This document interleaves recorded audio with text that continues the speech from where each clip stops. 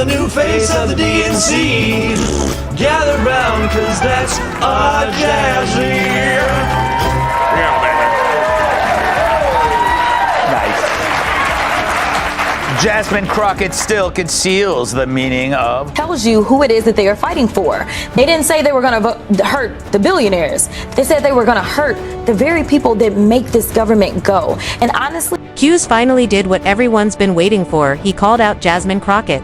And it wasn't some polite nudge, but a full-on WWE-style verbal body slam packed with extra spice. The sparks flew as Jasmine tried to clap back, but the heat of the exchange made reality TV look tame by comparison. It was the kind of showdown that demands popcorn, because the chaos is only just getting started. oh, that Fox News spends a lot of time trying to drive down my favorabilities by running like junk stories and that kind of stuff.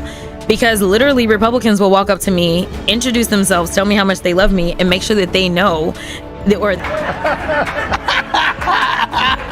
I come to you for no particular reason. Can you please explain to me what happened to that young, smart, I'll take it from there, Governor. I'm going to explain to you what happened. Okay. Same thing that happened on this show. Yes. She got the job. Make sure to smash that like button and subscribe because you definitely don't want to miss this one. It's wild how every political drama these days feels like an episode of The Real Housewives of Capitol Hill. 1 minute, they're pretending to focus on the issues, and the next, someone's flipping tables, tossing shade, and storming off like they're auditioning for a spin-off called Good evening, Cutthroat. Yes. Nice to meet you. It's a real pleasure to be here. Oh, cool. Once I got the job, for what it is, let's crack jokes. So that's all it is. That's all it is. You know, it's just you gotta to get the job. You know, you gotta leave the Negro at home and do the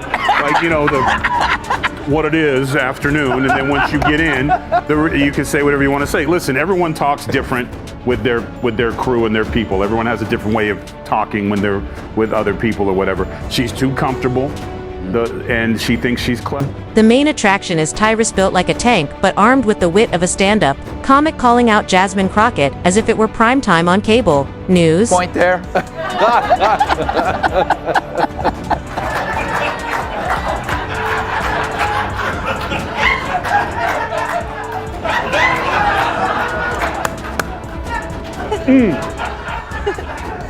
Like this makes me wish my mom made different father choices. Getting that for her. Jasmine Crockett, on the other hand, has been treating Congress like her personal runway. Every time she walks into a hearing, it's not just a debate, it's a performance. You can practically hear theme music when she enters the room. She doesn't just talk, she delivers. It's drama, it's flair, it's pure reality TV perfection. Like, this is, if you're gonna talk about Black history, at least know it. This is, at least know it, okay? But it goes back to, that was 45 seconds of some of the, like, Kamala, you good right now. That was some of the dumbest I ever heard in my life. Here's the thing, this goes back to what we talked about earlier. They never have. That's what drives Tyrus absolutely wild. He's built like he can bench press a Buick, but she's built for the spotlight, and neither of them knows how to share it. So when Tyrus finally has enough of what he calls the grandstanding, the double talk, and the hair flip politics, he lets loose with a rant so electric it could power a small city, practically buzzing with months of pent-up energy. But Jasmine has been here before, and this is her arena. She thrives on it. Throw her something spicy, and she turn it into a full-course meal only. This time she's serving confidence flammed, not humble pie. The internet shakes as fans split like it's a heavyweight title fight, half rooting for Tyrus as the champion of common sense, the other half rallying behind Jasmine as the unapologetic queen of political. Remember and look back, because apparently Hot Wheels she thought was going to be someone thought it was a wonderful joke and it was going to do well. So she set it up, but she doesn't read good because she's like, and this, and then she said the Hot Wheels, and as soon as she said it, it didn't get the reaction that she thought it would. So then she paused again. So again, when you have people write, this is why when white people write Black slang, weird happens. Yeah. And this is what. Tyrus calling out Jasmine wasn't just a comment, it was a full-blown declaration, like dropping an atomic truth bomb in the middle of a political circus, and the crowd went wild. Some clutched their pearls, others grabbed popcorn, and a few even joked about starting GoFundMe campaigns for front row seats. What makes it even more entertaining is how the two represent completely different energies. America can't stop watching. Tyrus is the tell-it-like-it-is guy, the loud uncle at Thanksgiving who somehow wins every argument through sheer volume, and when he goes in, it's clear he's not just frustrated, he's having fun. With that grin that screams "I told you so," he roasts with precision, slicing through pretense like a hibachi chef. And every word lands because it's the kind of brutal honesty people secretly love but are too polite to say. Talk about agriculture. Why don't you fix the lottery? Why don't you make it easier for people who want to come into this country to work in agriculture and equitation and factories? Get rid of the lottery. Open it up. Talk to the president. Like, hey, we got a plan. We want to make it easier for people who to vet and come in and work in this country. Come up with an idea besides, any of y'all want to pick cotton? We're like, we're in suits in the middle of the Midwest. Why would we pick cotton? It's like the extreme stupidness of what she speaks. I'm so angry right now, and this is the one time where the white people can just call us every name in the damn book, because it's just, this is the type of thing, when you hear people speak like this, you're like, reaction videos, and armchair body language experts analyzing every glance and gesture. Did you see the way he said that? Look at her eyes. She's fuming. He just exposed everything. And the funniest part is, none of them are wrong. This wasn't a conversation. It was a spectacle, with Tyrus turning the call-out into an Olympic sport. A man who could meddle in blunt force commentary, he didn't just critique, he dismantled brick by brick with the confidence of someone who's been waiting a year for this moment. The type who'd show up to a debate carrying a folding chair just in case things went wheel level. Dramatic. And that's exactly why people can't stop watching Jasmine either. Because no matter what happens, she makes it entertaining. The irony is that both of them, in their own ways, perfectly embody what modern politics has become: half policy, half personality contest, where voters tune in less for legislative achievements and more for the drama. And with Tyrus and Jasmine, they just got the crossover episode of the year. if I wanted to get ethnic on somebody, I wouldn't call Joe and be like, hey Joe, write me some hood. No offense, Tyrus, I get right to it. Gee Willikers, that's not the guy. What? That doesn't sound like Joe Mackey? Listen, I can write you some hood. White people crazy. Imagine C-SPAN with a laugh track. That's exactly what this felt like. Every jab landing with sitcom timing, as if you could hear the crowd gasping, laughing, and waiting for the next punchline. By now, no one's pretending this is about deep political philosophy. It's pure entertainment. A new gladiator arena where Tyrus walked in swinging a verbal sword. His energy screams, "I've seen it all, and I'm done pretending." The kind of vibe that comes from living in both entertainment and politics. Long enough to know, most TV arguments are just auditions for something bigger. He doesn't mince words because he doesn't have to. He's the friend who blurts out what everyone else is thinking but no one dares to say. Meanwhile, Jasmine's energy is pure stage presence. She turns every exchange into a scene-stealing moment. Bold, loud, stylish, and completely She might lose the debate, but she always wins the spotlight, and in the age of viral clips, that's the mob mentality. Is like, listen, I have the position and I'm gonna do whatever I want to. And frankly, the Supreme Court gave him license when, for the first time in the history of this country, we had a president that was concerned about immunity because he knows that he does not like to follow the law. He doesn't care about the law, yet he's claiming that he's sending in these troops illegally.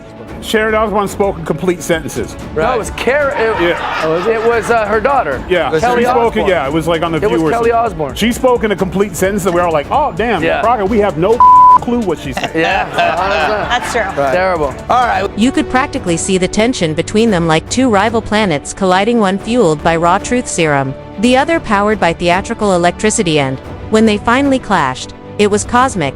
Sparks, fire, chaos, and viewers everywhere sipping soda, living for the mess. Comment sections turned into war zones. People writing dissertations as if defending a PhD on why their side was right. Twitter caught fire, TikTok spun remixes, and Facebook uncles and aunties declared it a sad day for America while secretly watching the replay. It's the modern cycle outrage disguised as obsession, and the kicker is that both Tyrus and Jasmine know exactly what they're doing. He drops truth bombs. She fires back with fierce charisma, and suddenly they're both trending. The public sees chaos, but for them it's choreography. Because in politics today, you don't rise by staying quiet. You rise by saying the wildest thing first and saying it loud. Still, watching Tyrus go off felt like someone breaking the fourth wall of political theater. He wasn't playing the game. Protecting women. What we've seen is, say, in the state of Ohio was one of the most recent states when their lawmakers didn't have the courage to do what they needed to do because, of course, we believe in gerrymandering. And because we believe in gerrymandering in this... Point of order. I moved Please to stop strike my her time. Almost hear Tyrus thinking, enough with the speeches, enough with the hashtags, just say what you mean. And he did.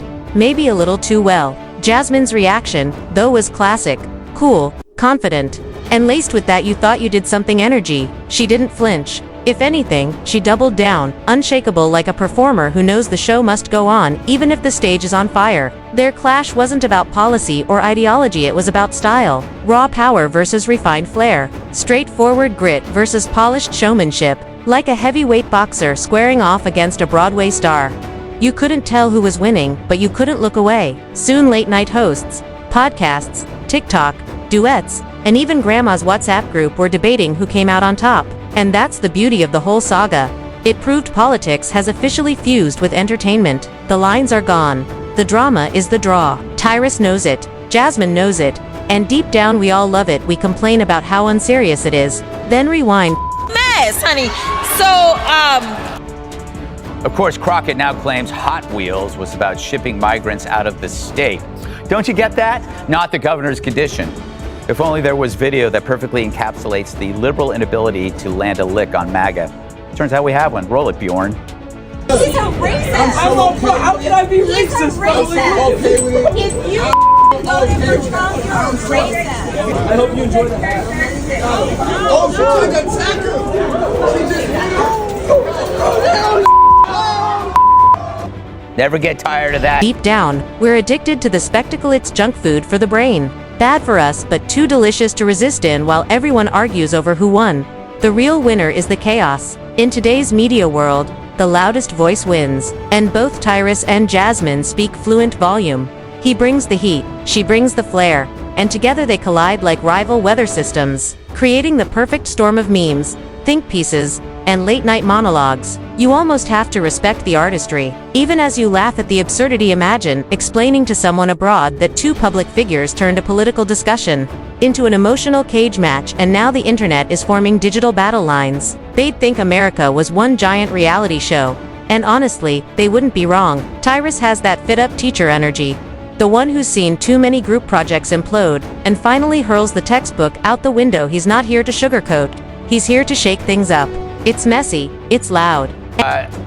Governor Hot Wheels. She claims that it had nothing to do with the fact that he actually moves by wheels in a wheelchair, and he's good looking. Her cleanup was worse. That was one of the worst things I've ever seen. It was super dumb. So basically she's saying, I didn't do it.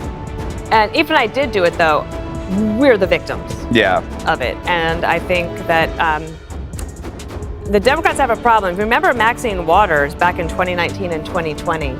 She had all of those things of get up in their faces. Do you remember that? Yes. And that was actually... Meanwhile, is that student who somehow argues her way into an A through pure charisma. You might not agree with her, but you can't deny her magnetism. She can walk straight into a storm and make it look like a photo shoot. So when she collides with Tyrus, the result isn't logic, it's legend. Even after the dust settles, the echo lingers.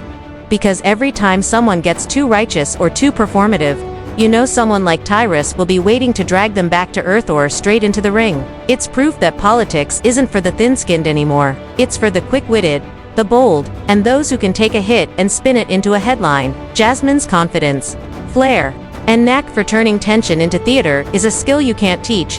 You can only watch in awe. And in the end, you realize this clash wasn't just Tyrus calling out Jasmine. It was a snapshot of the entire political climate. Loud, colorful, outrageous, and impossible to look away from. A perfect cocktail of ego, truth, and performance. America's favorite recipe. That doesn't make it evidence. And right now, what we have is people saying, well, we have evidence. As attorneys, we know that evidence has to be tested in court, and that is what due process really looks like. It's not just saying that somebody is MS. The nonsense truth cannon, standing tall like a man who just won a roast battle without breaking a sweat.